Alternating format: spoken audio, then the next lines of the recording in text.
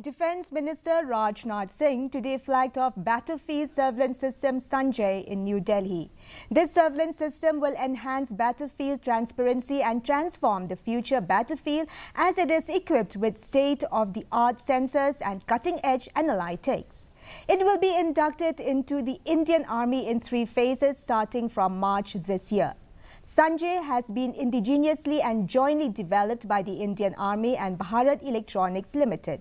Battlefield surveillance system Sanjay will be a key attraction during the upcoming Republic Day parade on Katviya Path. Sanjay is being inducted into the Indian Army in the year 2025. This is an automated system which integrates the inputs from all ground and aerial systems in a battlefield. It will carry out some processing them to check if there's any duplication, and then process it to create a common surveillance picture for our commanders.